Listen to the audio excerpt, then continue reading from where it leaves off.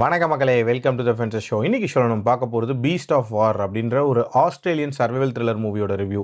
இந்த படம் பிரைமில் தமிழ் டப்பிங்கோட அவைலபிளாக இருக்குது. வேர்ல்டு வார் 2 டைமில் நடக்கிற மாதிரியான ஒரு கதை. அந்த பீரியட் ஆஃப் டைமில் ஆஸ்திரேலியன் கேம்பில் ஒரு மிலிட்ரி ட்ரைனிங் அப்படின்றது ஜூனியர்ஸ்க்கு நடந்துகிட்ருக்கு. அதில் வந்து 2 நபர்கள் வந்து ஃப்ரெண்ட்ஸ் ஆகுறாங்க. அடுத்து அவங்க வந்து அசைன்மெண்ட்டுக்காக வந்து வெயிட் பண்ணிகிட்ருக்காங்க. இப்படிப்பட்ட சூழ்நிலையில் அவங்க மேலே அந்த ஜப்பான் ஆர்மி ஒரு அட்டாக்ல ஈடுபடுறாங்க. அவங்களோட வார்ஷிப் மூழ்கடிக்கப்படுது. ஸோ நடு கடலில் இவங்களோட கேங்கு ஒரு சிலர் மட்டும் தத்தளிச்சிட்டு இருக்காங்க. யாராவது வந்து நம்மளை காப்பாற்ற மாட்டாங்களா அப்படின்னு சொல்லிட்டு அந்த சோல்ஜர்ஸ் யோசிச்சுட்டு இருக்கும்போது கடலுக்குள்ளேருந்து திடீர்னு சுறா வந்து அட்டாக் பண்ண வருது. அதுவும் ரத்த வாடைக்கு அவங்கள துரத்துது.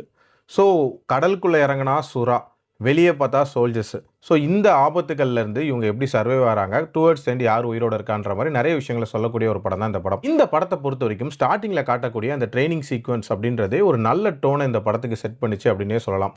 ஒரு நீட்டான வார் ட்ராமா பார்க்க போகிறோம் அப்படின்ற ஒரு எதிர்பார்ப்பில் பார்த்துட்டு இருக்கும்போது டக்குன்னு வந்து ஒரு வித்தியாசமான மான்ஸ்டர் த்ரில்லர் மோட்குள்ளே இந்த கதை போச்சு. அதுக்கேற்ற மாதிரி இனிஷியலாக வரக்கூடிய அந்த ஷார்க் அட்டாக் சீன்ஸ் அப்படின்றதெல்லாம் நல்லாவே படமாக்கியிருந்தாங்க. பட் போக போக அந்த அட்டாக்ஸ் அப்படின்றது கொஞ்சம் ரிப்பிட்டேட்டிவாக இருந்த மாதிரி இருந்துச்சு. ஸோ அதனாலேயே கொஞ்சம் த்ரில் அப்படின்றது கம்மியாக தான் இருந்துச்சு. பட் கடைசியிலலாம் பார்த்தீங்கன்னா வெளியே அந்த சோல்ஜர்ஸ்னால இருக்கக்கூடிய ஆபத்து, உள்ள சுறானால இருக்கக்கூடிய ஆபத்து, என்ன நடக்க போதோ அப்படின்ற அந்த பரபரப்புலாம் நல்லா பில்ட் பண்ணியிருந்தாங்க. கிளைமேக்ஸ் கொஞ்சம் சினிமேட்டிக்காக இருந்தாலும் ஒரு மாதிரி இன்ட்ரெஸ்டிங்கான கிளைமேக்ஸாக தான் இருந்துச்சு.